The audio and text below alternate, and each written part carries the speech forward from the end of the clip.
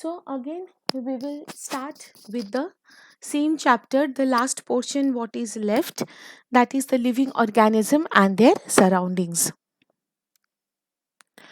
First is the adaptation of the fish. If you can see the body structure here, it is typically streamlined body. That means the body structure of the fish helps to survive inside the water. It has got three portions, that is the head, the trunk, and the tail, and they are in a streamlined fashion. And why this streamlined is required? Because it helps the fish to move through the water. Next one is they have gills which helps to absorb dissolved oxygen in the water for breathing. Majority of the gills they have majority of the fishes they have gills. These gills helps them to absorb the oxygen which is present in the water in the dissolved state. Next one is they have a very slippery scales. These scales are present over its body. And now, what is the function of the scale? That is, it protects the body from water and helps in easy movement. So, it has got two functions. One is it protects the body from water, and the second one is it helps to for the fish's easy movement through water. And the next one is fish has got a long tail, or a very not long, it's a or not long for all fishes, but whether long or not long, it is strong. That means these fishes tail are very strong, which helps them, or which helps the fishes to move through the water. And the fish has flat fins to change the direction and keeping the balance. That means flat fins are helping to keep the balance and change the direction. Next one is the ponds, lakes, and rivers.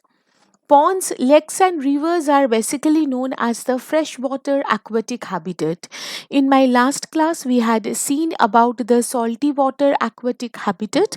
Now you will learn about the freshwater aquatic habitat. And the plants which are grown in this aquatic medium are called the aquatic plants. Now, they are basically of three types. One is they float on the surface of the water, as in the picture you are seeing water lettuce, water hyacinth. These plants they are floated on the surface of the water. So they are a type of a plant which floats on the surface of the water. There are some aquatic plants, they are partly submerged. By the picture of water lily, you can see it here. That is the stem and the root portion, basically, they are submerged into the water and fixed in the soil below the water in the bottom of a pond or a lake or river, and the stems are long enough so that the plants can grow up to the surface of the water, and leaves and flowers all are floating on the surface. So, this is the example of the plants which are partly submerged in water. And they are another, the third category of the aquatic plants which are completely submerged in water. That means the roots of these plants are also fixed in the bottom of the pond, and other parts also grows under the water. So here the two examples are generally the hydrilla and the vallisneria. In the diagram or in the picture you are seeing the photograph or the picture of hydrilla. Now is the adaptation of aquatic plants. Something aquatic plants must have does, some adaptive features must they have, which is allowing or which is helping them to have the adaptation in the aquatic medium. The aquatic plants have very short and small roots whose main function is to hold the plants in place.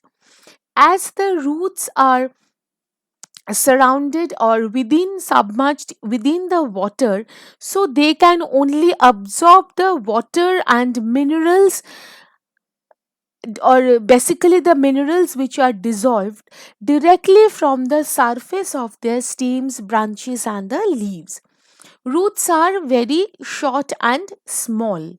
Since the roots are only function is to hold the plants along with the soil, that means the roots does not allow the plants to move around. This much only the function of the roots. So is a very small structures. The stems of the aquatic plants are soft, hollow, and light, having large spaces filled with air. Now, why these places needs to be filled with the air? Because these plants need to float on the water. So the places needs to be filled up with the air. So aquatic plants do not need strong stems because the surrounding water of a pond, lake or river keep them up. They don't need the strong steam, they only need the steam inside of which the hollow places of which are filled up with the water, so filled up with the air, so that it gives the floating ability of these plants. The submerged aquatic plants have narrow and thin ribbon like leaves which can bend in the following water of rivers and streams, and hence do not obstruct the flow of water. In some submerged plants, like the leaves are highly divided so that water can easily flow without damaging. If the leaf would have been very broad and not divided, then there would have been disruption in the water flow. But as the leaves are divided, so there is no disruption of the water flow and water can flow very easily. Floating leaves of partly submerged plants are also quite broad and flexible. Partly submerged plants we had just now discussed, that is the root portion of these plants are submerged into the bottom portion of the water body, and the leaves and the stem flowers are floated on the surface of the water. So you can see these leaves are generally quite broad, but they are very much flexible. Now we are coming into the discussion of the animals which are habituated in living both on the land as well as on the water. So what is the example? Example is the frog. That is why they are have got a special name, that is amphibians. Amphi means both. That means when they can live both in water as well as in the land, they are amphibians. Frogs can live inside water as well as on the land near the pond. Frogs have webbed back feet which helps them to swim in water. Now what is webbed feet?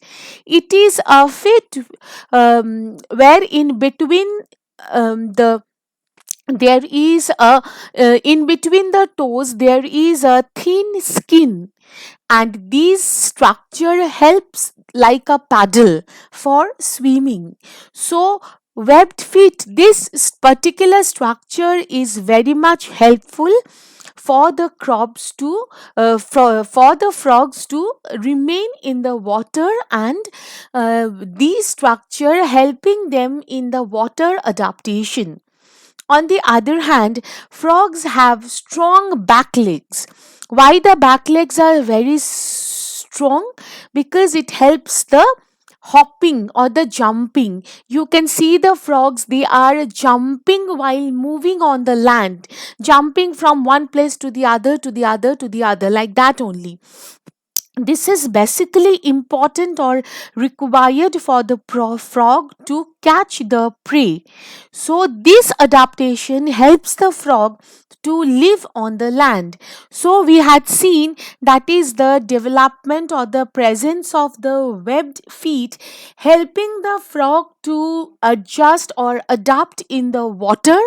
Similarly, the strong back leg helping the frog to jump or hop on the land, which is allowing them to catch the prey. This is all about the whole chapter. Whole chapter is being about the different adaptive measures taken by different animals in the different environment. Hope this chapter is clear to you. Next day we will start with a question answer discussion. Till then, stay safe and thank you.